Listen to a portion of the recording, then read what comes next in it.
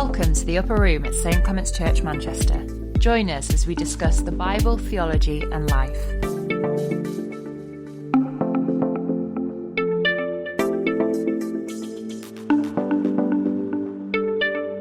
Hello, welcome back to the Upper Room. We're actually not in the Upper Room. Shock horror. We are recording today early because Clement Tunes have kicked us out of the Upper Room. And we are about to embark on a lads trip, aren't we? A lads holiday. We are. We're very excited. Boys on tour. Lovely. We're going to the Diocese Conference in about half an hour, which we're thrilled about. It's going to be great fun. To be fair, the car journey there, the 2-hour car journey there should be a lot of fun with Dave Mackey and John Brett. The banter is going to be off the hook. We're also recording today in front of a live audience. We are. The church communications and administration officer, Evan Skelton, is in the room asking us questions.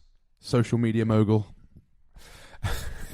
So any cutting questions that come from the audience, any heckling, any wise comments, or sneeze, or sneezing, or anything like that, you know who to blame.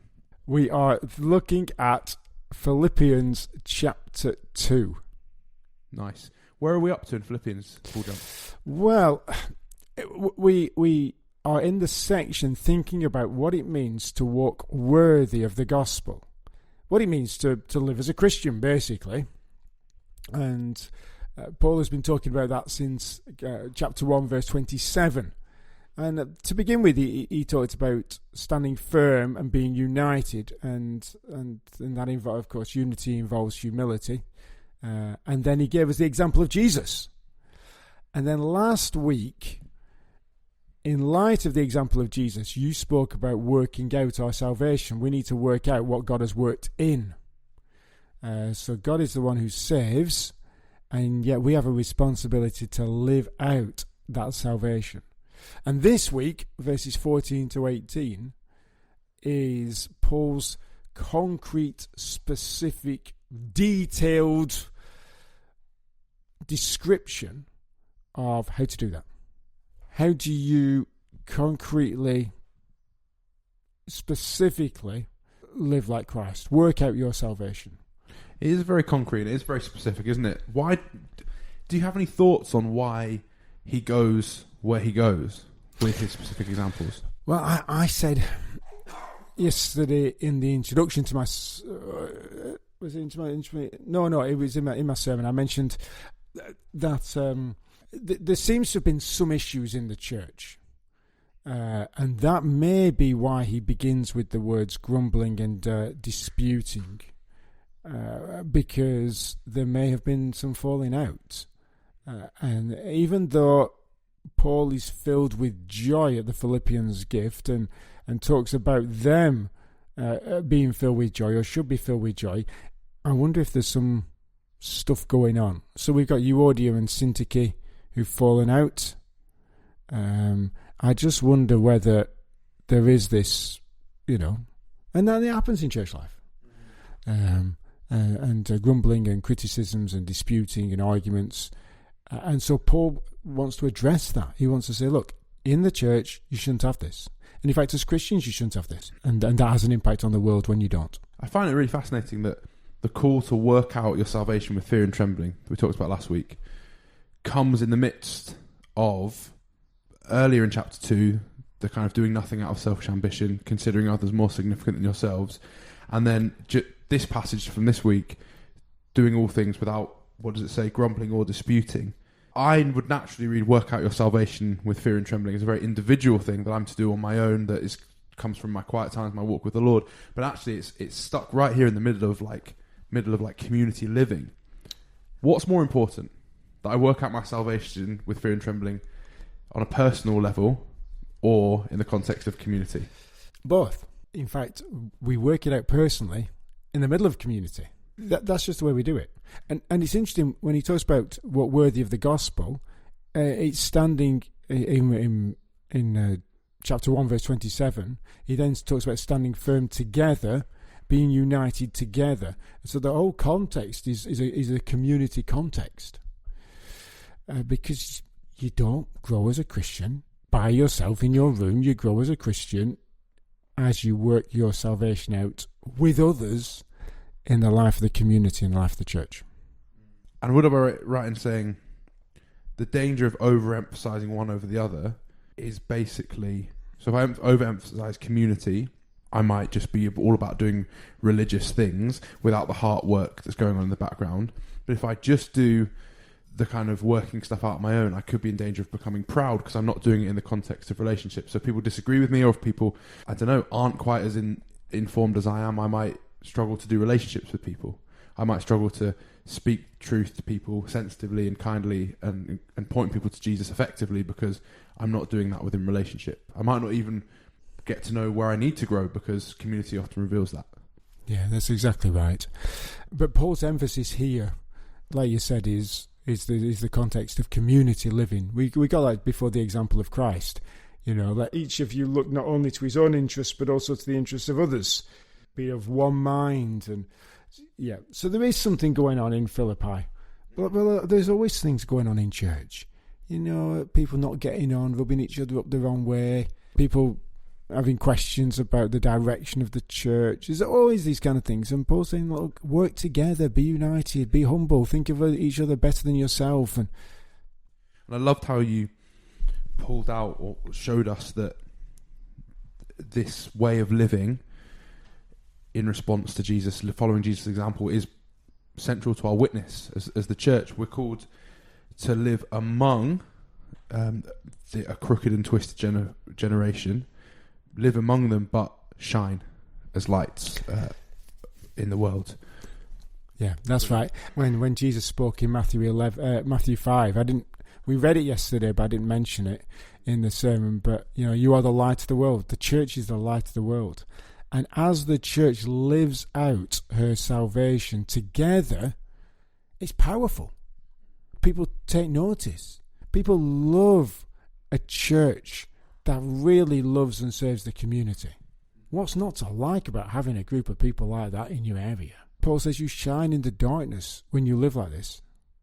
And of course one of the big things in that is you shine in the darkness when you don't grumble, when you don't mourn, when you're content, when you're full with joy and gladness. You know, we live in a miserable world at times, and people are really mourn and complain and grumble. And if you don't do that, people go, you're just a bit different. It's wonderful. And I think doing both is challenging. I think it's easier to do just the among thing, live among and just completely conform, or it's easier to go, well, I'm just going to be different and I'm going to cut myself off and live in a monastery or whatever. But it's hard to try and do, like you said, in the world, not of the world, among but shining. That's really difficult to get that balance. Oh, it's so hard. And you've got these people who write these books on Christ and culture and how we engage with culture and how we engage with the world. You know, one way is to just conform, assimilate. We shouldn't do. One way is to ghettoise and come out from amongst them and be ye clean, be ye separate, live in a Christian ghetto, and then you can do real, true Christianity and live in a biblical way. We don't do that. Another one is to kind of get involved, but always point out the faults and the issues in the world. That's wrong, campaigns, protests. Or, and this is the way I think the Bible talks about it, and Paul talks about it here, is you are in the world, but not of it. You get stuck into all the structures of the world and into relationships with people in the world, but you don't live like them. You live differently in the middle of it. One of the things I had in my notes, which I didn't make it to the sermon, was the example of Daniel, who I think in the Bible may well be the most incredible example of being in the world but not of the world.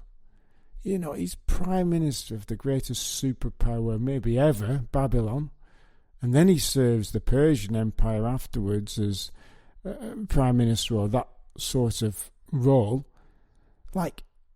And yet with such godliness and righteousness, and so that Nebuchadnezzar, one of the emperors, gets converted. What a guy. How do you do that? How do you not just quit when the emperor or the leader decides something that you don't agree with?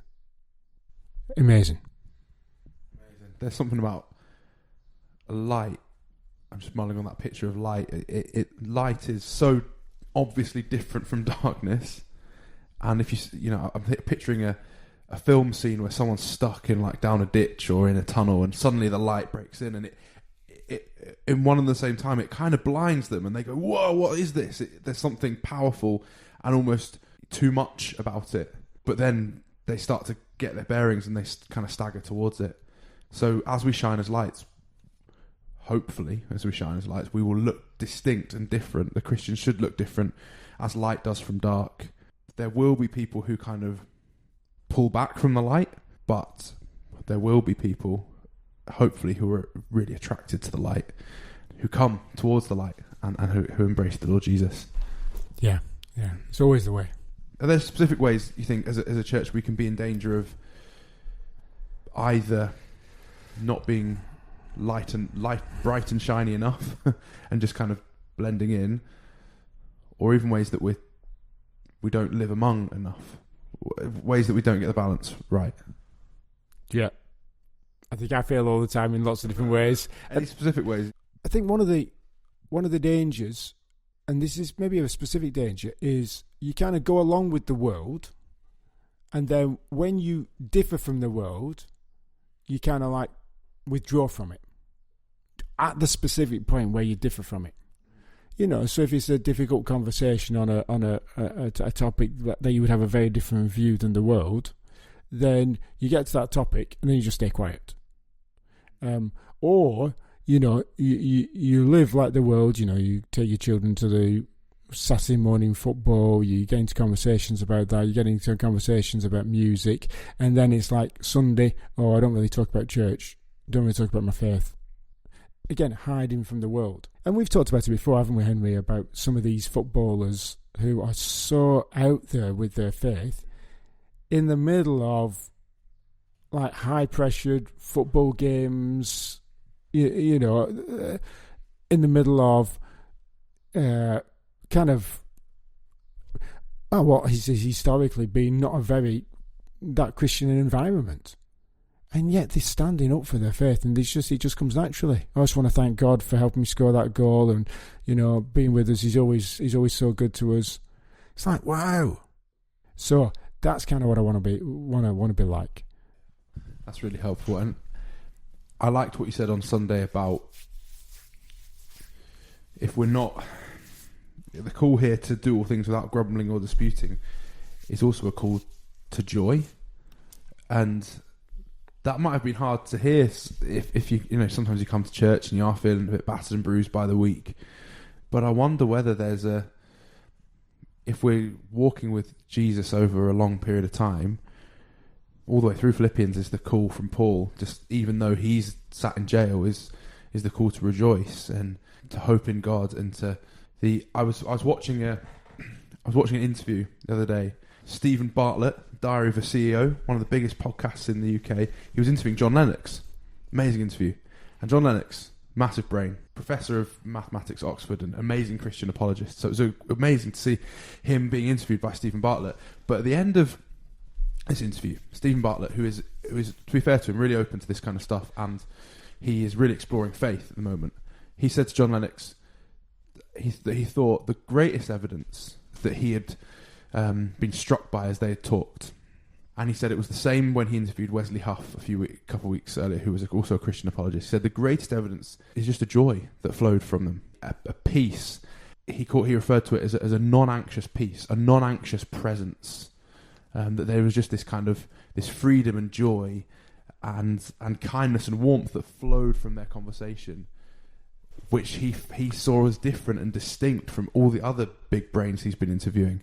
I just thought that was wonderfully striking as a challenge to me, that's what I'm called to be a non-anxious presence wherever God puts me, to be a joyful presence. But also it was an encouragement that I don't have to be a professor of maths at Oxford to be able to persuade people or to be a striking witness. I'm called to be a witness. Witness isn't something I just do on the side. I'm called to be a witness by Jesus with my whole life. And actually, if I'm living and walking with Jesus, that will shine and that will strike people, whether I know clever, witty answers like John Lennox or whether I am a bit slower like Henry Alexander. I think that's right. At the centre of some of this is contentment. Because if we're content, then we will rejoice, we will be thankful. And we should be content because our relationship with God is sorted. And if that's sorted, then, if we're right with God and we're on our way to heaven, what have we got to grumble about? Why should we be discontent? We're often discontent because we're covetous and we want what someone else has got. And maybe that's part of the issue in Philippi with Euodia Syntyche, with people wanting to best each other or whatever. But it's like, Paul says, I've learned how to abound, I've learned how to suffer loss, I've learned I can do all things through Christ who strengthens me. Yeah, brilliant. Anything else you wanted to? Oh, we've got a question from the floor. Live question. This is a groundbreaking upper room moment from the audience. Wow. The passage uses the word disputing. How does that differ from healthy conflict? How can we be healthily in conflict with our own sin and each other's sin without disputing? Good word. Yeah, very good. We need to chat now just to kind of give ourselves time to think about the answer, because it's a very good question. Well done the audience. Thank you so much for your questions. It is wonderful to be able to answer them live on the podcast rather than actually just having the Slido to give us time to prepare and think. It's because you get an answer off the cuff when you have a live question. You're the preacher, so you've got to answer. Thanks, Henry. It's interesting, these words, grumbling and disputing, because when you hear those words as Bible Christians, it should make us think of the Old Testament. The grumbling and the disputing that were part of Israel in the wilderness. Grumbling at Moses, grumbling at God, disputing with Moses and questioning Moses.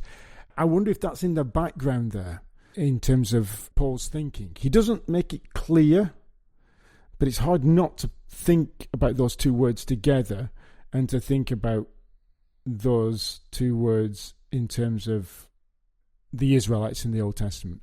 The reason for saying that, I think what he's talking about is this sort of grumbling and moaning and whining which come from a discontent in a person's relationship with God, and a questioning and a disputing which is I know better than you, God. I know better than you, Moses, in the Old Testament, how my life should go, how our life as a community should go. And that's what Paul's getting at, I think. And it's divisive. And you see again and again in the Old Testament with Israel how it brings division within the community and rebellion within the community, and people take sides. That is very different than two people having a difference of opinion within the church and there being conflict about that. Because there's a way to do conflict well.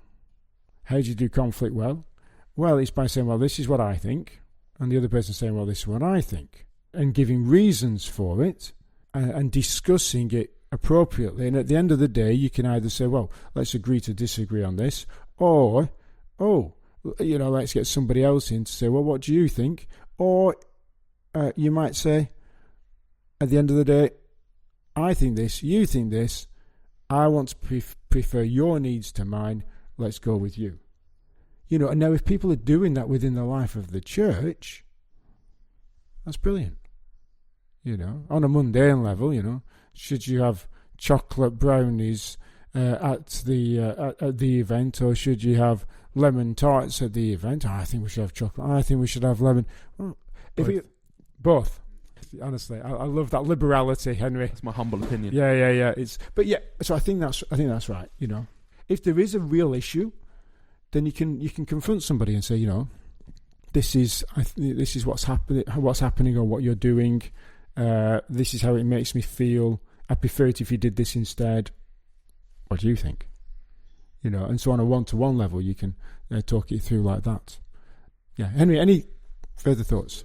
I wonder whether being able to disagree well could be part of, especially in our culture, part of our witness as Christians.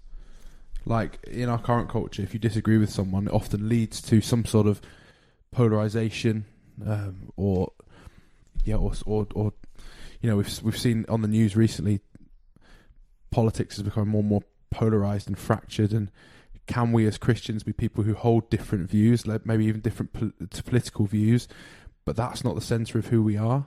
And therefore, because we unite, the bedrock of this chapter is Paul saying, complete my joy by being of the same mind, having the same love, being of full accord and of one mind. It doesn't mean agreeing about every single little thing. That means being united by the core thing. And so I think that can free us to hold differences of opinions whilst having a really, really deep unity.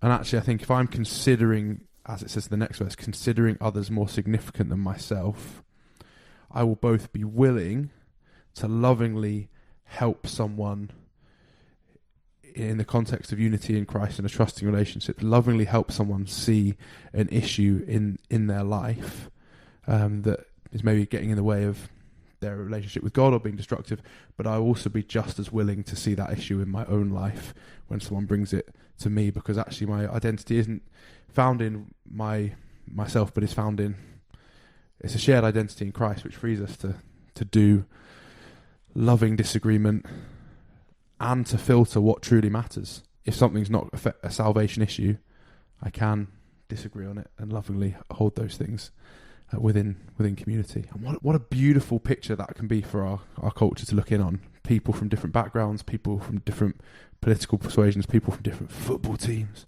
people who prefer lemon tart and people who prefer chocolate brown. All these differences, but held together in the same mind because of the Lord Jesus who unites us.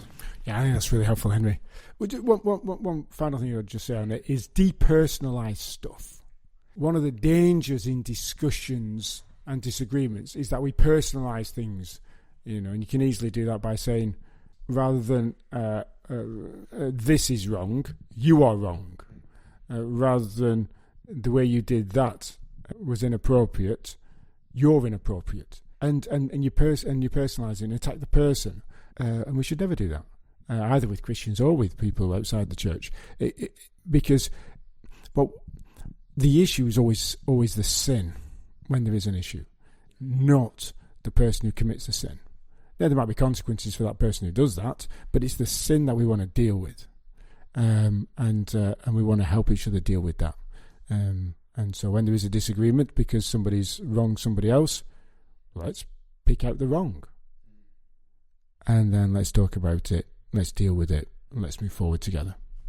And that probably applies to how we receive criticism, or maybe not criticism, but how we receive those sort of things as well. If we depersonalize it and see someone and assume good intentions to, does that kind of make sense? Yeah. Assuming good intentions is really good, but also I think for us personally, if you've got mud on your face, and you're going to say that song I was singing this morning. I think about it this morning. Mud on your face, you big disgrace.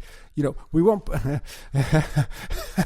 you want people to point out what a relevant current cultural reference. Thanks, Henry. But you want people to point out you've got mud on your face, and not go receive that as a kind of, that means I'm a dirty person. That means but actually go, thanks. Wipe it off and we get on with life. Yes. The reason I thought about it is because my daughter thought she might have had some toothpaste, dried toothpaste on her face on the way to school. And she said, do I have toothpaste on my face? And so I was like, mud on, Anyway, she didn't. It was fine. But, she wanted that pointed out. She didn't want to turn up in the playground and all her friends go, you've got toothpaste on your face. It's like, no, you want to. If you've got issues in our lives, we want people to point them out and go, and we don't want to. We want to deal with the mud. We don't want to go. You said I've got mud on my face. How dare you say I've got mud on my face? No, you actually do have mud on your face. How dare you say that? What right have you got to say that I've got mud on my face? Well, actually, I can say you've got mud on. Anyway, you know what I mean. Yeah, brilliant. That's harder, isn't it? When it's something deeper than just a bit of dirt on your face. But it's that same principle, isn't it? That we want to be.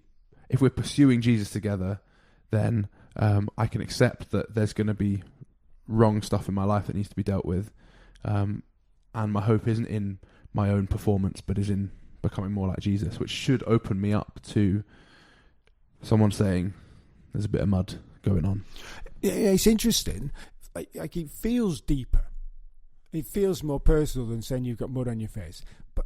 But actually, is it? The reason I say that is because the sin is not me. The sin is something that's attached itself, as it were, to me. It's in me.